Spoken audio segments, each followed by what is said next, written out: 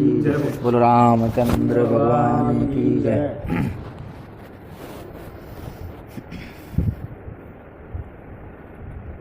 तुलसीदास जी कह रहे थे कि मेरी इस कविता में सभी दोष हैं और मुझ में भी किसी प्रकार की कोई योग्यता नहीं है, और सब दोष होते हुए भी इसमें एक गुण अवश्य है जिस गुण के कारण सभी लोग इसे पसंद, सभी जो भक्त हैं वे इसे पसंद करेंगे और इसे प्रेम के साथ सुनेंगे। इसी बात को आगे बढ़ाते हुए कह रहे थे कि प्रिय लागहि अति सबहि ममो भनित राम जस संग, दारु विचार की करहि को बंदे हो मलय प्रसंग। मेरी जो कविता है वह सभी को राम के प्रसंग के कारण अच्छी लगेगी, और इसमें जो कमियां हैं उन्हें लोग नहीं देखेंगे। उसी प्रकार जिस प्रकार की मलय पर्वत पर लगे हुए वृक्ष में कोई लकड़ी नहीं देखता है, केवल चंदन को ही देखता है। मलय पर्वत पर लगा हुआ वृक्ष, उसकी जो लकड़ी है, उसमें जो काठ है, वह काठ को कोई नहीं देखता, और काठ कहता भी नहीं और काठ समझता भी नहीं है, यही समझते हैं यह तो केवल चंदन है। उसी प्रकार अच्छे मलय पर्वत के संग के कारण उस वृक्ष की लकड़ी चंदन कहलाने लगती है। उसी प्रकार राम की भक्ति के संग के कारण मेरी यह कविता सबको प्रिय लगेगी और सभी इसमें केवल गुण ही देखेंगे, दोष कोई नहीं देखेगा। प्रिय लागई अति सबहि मम, सबको प्रिय लगेगी। भनित राम जस संग, भनित माने कविता, राम जस संग, राम के यश के संग के कारण। दारू विचार की करई को, दारू मान लकड़ी यानी काठ, काठ का कोई विचार नहीं करेगा। दारू विचार की करई को बंदेव मलय प्रसंग, मलय यानी मलय पर्वत के संग के कारण वह बंदनीय हो जाती है, फिर उसे कोई लकड़ी नहीं कहता। श्याम सुरभि पय विशद अति गुणद करहि सब पान, गिरा ग्राम में सिय राम जस गावहि सुनहि सुजान। श्याम सुरभि, यदि कोई गाय काले रंग की भी है तो भी उसके दूध के गुणों को समझ करके सभी लोग उसके दूध का पान करते हैं, काली होते हुए भी। उसी प्रकार तुलसीदास जी कहते हैं कि मेरी जो वाणी है वो ग्राम में, गाँव की भाषा में है, और फिर भी इसे लोग सुजान है भी सुनेंगे और गाएंगे, क्योंकि इसमें राम का यश है। इसलिए श्याम सुरभि, काली गाय, श्याम सुरभि पय, उसका जो दूध होता है विशद अति, बिल्कुल ही निर्मल होता है, शुद्ध, विशद यानी हाइजीनिक। विशद अति गुणद करहि सब पान, उसके गुणों को समझ करके सभी लोग उसका पान करते हैं।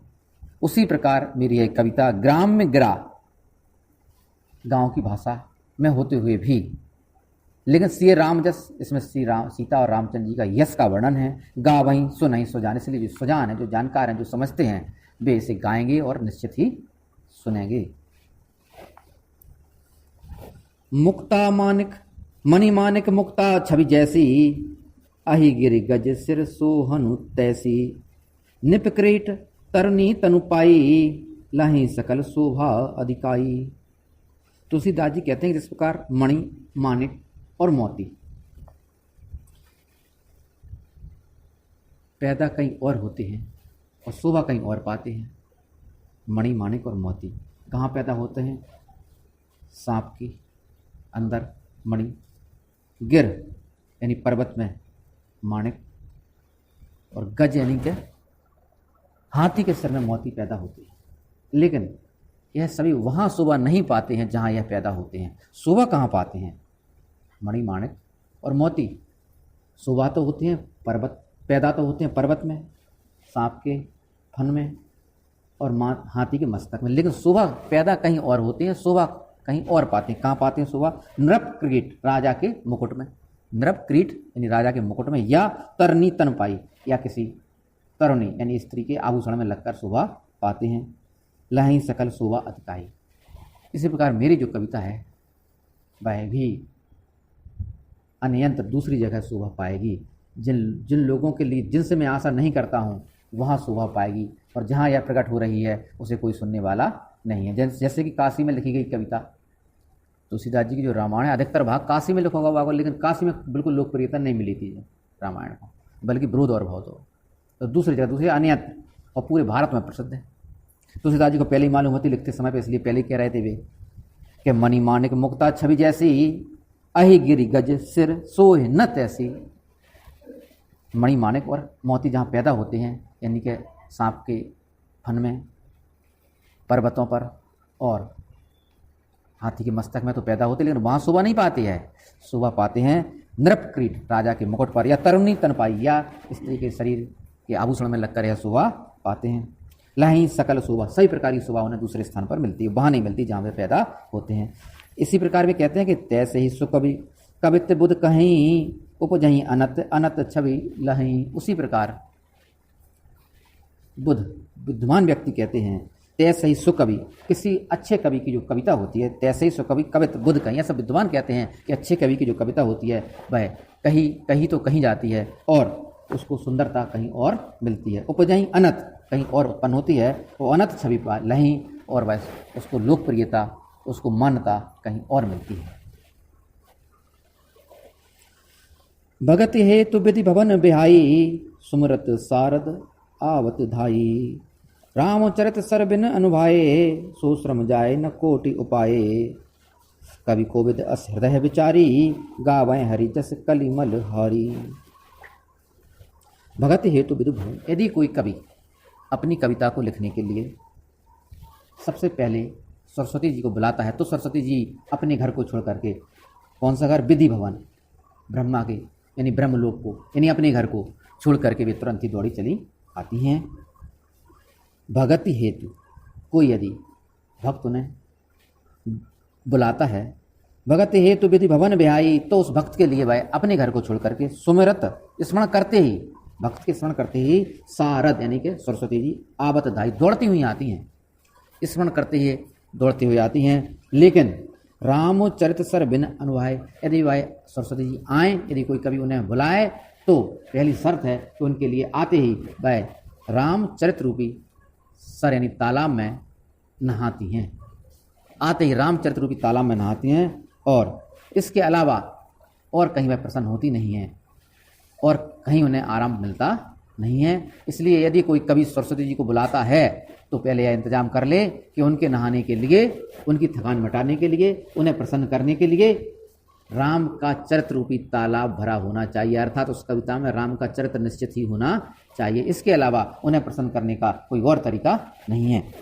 रामचरित सर, राम के चरित्र रूपी तालाब, बिन अनुभाए, बिना उसमें स्नान किए, सो श्रम जाए न कोट पाए, उनकी जो थकान है, उनके रास्ते का जो श्रम है वह दूर नहीं होता है राम के चरित्र रूपी तालाब में बगैर नहाए। इसलिए कवि कोविद अस हृदय विचारी, इसलिए कवि और विद्वान जो लोग हैं ऐसा हृदय विचार करके, ऐसा समझ करके, गावें हरि जस कलिमल हारी, इसलिए गावें हरि जस, इसलिए भगवान का यश का गान करते हैं। कलिमल हारी, जो कलयुग के पापों को नष्ट कर देने वाला है। मतलब सरस्वती जी को यदि कोई कवि बुलाते हैं तो सरस्वती जी आती तो तुरंत है, अपने घर को छोड़ करके, ब्रह्मलोक को छोड़कर तुरंत आ जाती हैं, लेकिन किसी मेहमान को बुलाओ तो उनके उस मेहमान की प्रसन्नता आवश्यक है, उसको प्रसन्न करना जरूरी है। मेजबान की जिम्मेदारी है कि वह उनको प्रसन्न रखे।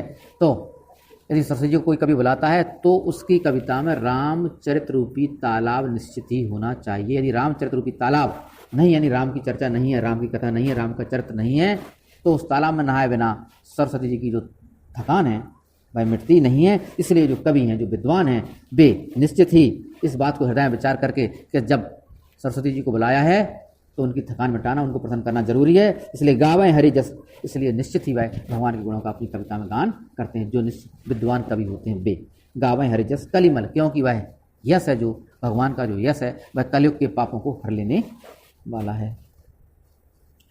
कीने प्राकृतिक जन गुण गाना, सिर धुन गिरा लगत पछताना। और यदि कोई कवि सरस्वती जी को बुला करके अपनी कविता लिखता है और कविता में साधारण व्यक्ति, साधारण यानी प्राकृतिक व्यक्तियों का, ईश्वर के अलावा किसी अन्य व्यक्तियों के गुणों का गान करता है, तो फिर सरस्वती जी आकर के सिर धुन धुन करके पछताती हैं, अर्थात फिर उन्हें बहुत बुरा लगता है कि वे इसके बुलाने पर बेकार ही आई, अर्थात उन्हें अपने आने पर ही व्याकुलता होने लगती है। कीने प्राकृतिक जन गुण गाना, यदि कवि ने प्राकृतिक जन अर्थात साधारण प्राकृतिक पुरुष का उसने गान किया है, ईश्वर का गान न करके उस कवि ने साधारण पुरुषों का गान किया है, तो सिर धुन गिरा लगत पछताना, तो फिर सिर धुन गिरा लगत पछताना, फिर तो वे सिर धुन कर पछताने लगती हैं। इसलिए तो इनसे बड़े बड़े जो रामचरितमानस से भी बड़े बड़े जो ग्रंथ हैं महाकाव्य की श्रेणी में हैं, उन्हें इतनी लोकप्रियता नहीं मिल पाई। राम के गुणों की गाथा उन्हें ना के बराबर है। जयशंकर प्रसाद की कामायनी है, तो राम की कथा है वहाँ बहुत ना के बराबर, भगवान की कथा है ना के बराबर। मुख्य तो जयशंकर प्रसाद ने अपनी विद्वता बताई है पूरी वहाँ में, और रामायण से बड़ा ग्रंथ है, लेकिन प्रसिद्ध नहीं हो पाओ। काहे? कहा सरस्वती जी प्रसन्न नहीं हुई। सरस्वती जी को उन्हें बुलाओ तो हुई है निश्चित ही, लेकिन सरस्वती जी को प्रसन्न कहाँ कर पाओ। उन्होंने कहा कि राम के चरित्र रूपी तालाब चाहिए उन्हें प्रसन्न करने के लाने, तो वही प्रसन्न हुई है, तब कविता तुम्हारी प्रसिद्ध हो पे, नहीं तो नहीं हुई है प्रसिद्ध। इसलिए रामायण से बड़े बड़े महाकाव्य हैं, वे इतने प्रसिद्ध नहीं हो पाए। श्री कृष्ण सरल ने जितने भी स्वतंत्र सेनानी हैं अधिकतर सब पे महाग्रंथ लिखे हैं, सब पे महाकाव्य लिखे। श्री कृष्ण सरल ने सबसे ज्यादा महाकाव्य लिखे, लेकिन उनमें वर्णन है स्वतंत्र सेनानियन के ऊपर है अधिकतर। ठीक है, अच्छी बात है तो प्राकृतिक पुरुष है। तुलसीदास जी कह रहे यदि राम की कथा नहीं है तो फिर सरस्वती जी प्रसन्न नहीं हुई है। राम की कथा वाले तालाब में ही नहा के प्रसन्न हुई है, तभी उनको ग्रंथ प्रसिद्ध हो पाए, नहीं तो नहीं हो पाए। अगर सरस्वती जी प्रसन्न नहीं हुई तो कोई मतलब नहीं है। नहीं तो श्रीकृष्ण सरल से ज्यादा बड़ो कवि महाकाव्य लिखने वालों कोई नहीं है, लेकिन फिर भी नहीं हो पाया उनके कोई भी काव्य, कोई भी महाकाव्य इतने बड़े नहीं हो पाए, प्रसिद्ध नहीं हो पाए। बड़े बड़े हैं, रामचरितमानस से भी बड़े बड़े, सबसे बड़े महाकाव्य कवि हैं वे। कीने प्राकृत जन को निगाना, सिर धुन गिरा लगत पछताना, हृदय सिंधुमति सिए समाना, स्वाति शारदा कहीं सुजाना। अब तुलसीदास जी कहते हैं कि यदि किसी को सुंदर कविता लिखना है तो उसकी एक प्रक्रिया है। यदि वह उस प्रक्रिया को अपनाता है तो उसकी कविता निश्चित ही सुंदर हो सकती है। हृदय सिंधु, हृदय को वह समुद्र के समान करे, अपने हृदय को माने समुद्र। हृदय सिंधु मति सीप, और बुद्धि को माने सीप जिससे मोती बनते हैं। हृदय को समुद्र और अपनी बुद्धि को माने सीप। हृदय सिंधु मति सीप समाना, और स्वाति शारदा, फिर माँ शारदा सरस्वती जी को माने स्वाति नक्षत्र। स्वाति शारदा कहीं सुजाना, ऐसा सुजान कहते हैं कि जो बर सही बर बारी विचारू, हो कवित मुक्ता मणि चारू। और फिर यदि जो बर सही बर बारी विचारू, फिर सुंदर विचार रूपी पानी बरसे, हो ही कवित, फिर उसकी जो कविता है निश्चित ही मुक्ता मणि, अर्थात निश्चित ही वह मोती सुंदर चारू सुंदर मोती बन जाती है। यानी स्वाति नक्षत्र की बूंद समुद्र में पड़े हुए सीप के मुंह में यदि गिरे तो भाई मोती बने। तो यदि मोती चाहिए हैं, तो तुलसीदास जी कह रहे हैं मोती चाहिए हैं तो एक तरीका है कि समुद्र माने अपने हृदय को करो समुद्र, और हृदय सिंधु मति, अपनी बुद्धि को बनाओ सीप। बुद्धि में तो आए मोती, तो बुद्धि को बनाओ सीप। और शारदा यानी सरस्वती जी को मानो स्वाति नक्षत्र, और विचार को मानो पानी। जो बरसई बर वार विचारी, वारी मानो पानी, श्रेष्ठ पानी, विचार रूपी जब श्रेष्ठ पानी बरसेगा तो हो कवित मुक्ता मणि चारू, फिर सुंदर उसमें मुक्ता मणि यानी कि निश्चित ही फिर उस सीप के अंदर सुंदर मोती ही बन पेगा, सुंदर मोती ही बनेगा। और सुंदर मोती के बनने के बाद जुगति वेद पुन पोह्यऊ, रामचरित बरताग, पर यहीं सजन विमल और शोभाति अनुराग। जुगति वेद, फिर बड़े उपाय के साथ उसमें छेद करो,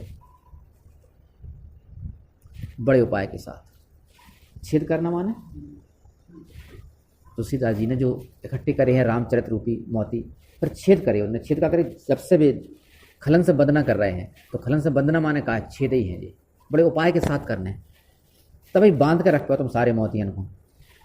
जब तक खल से बंधना नहीं करते वे तब तक मोतियन में छेद होने वालों नहीं है। तो छेद को मतलब ही है खलों से बंधना। तो जुगति वेद, बड़े उपाय के साथ, तो बुरो ना लग जाए उन्हें, बुरो नहीं लगने चाहिए। बुरो लग गए यदि तो फिर सत्यानाश कर दें। तो ऐसी तो बात आ रही थी, इतनी हाथ काय जोड़ रहा है बार बार खलन से जहाँ से जोड़ रहा है कि उन्हें बुरो ना लग पाए। तो जुगति वेद पुनि पोयहु, फिर उन्हें काय पुने रामचरित वर त्याग, राम के चरित्र रूपी श्रेष्ठ धागा वर त्याग, राम के चरित्र रूपी श्रेष्ठ धागा उन मोतियों को पो, फिर पहरही सज्जन विमल और शोभाति अनुराग, और फिर जो सज्जन लोग होते हैं फिर उस निर्मल माला को अपने हृदय पर जब धारण करते हैं तो उनमें अपने आप ही प्रेम प्रकट हो जाता है। भगवान की भक्ति से उन्हें प्रेम हो ही जाता है। जुगति वेद पुनि पोयऊ, बड़े उपाय के साथ वेदों और फिर उन्हें पो, किसमें पो, रामचरित वर त्याग, राम के चरित्र रूपी सुंदर धागा उन्हें पो, पैरही सजन विमल उर, फिर निर्मल हृदय पर उन्हें धारण करो, शोभा आती न, फिर वह शोभा, फिर वे मोती निश्चित ही शोभा पाते हैं, अर्थात उनकी जो कविता है वह निश्चित ही शोभायमान होती है। बोलो रामचंद्र भगवान की जय, बोलो हनुमान जी महाराज की जय।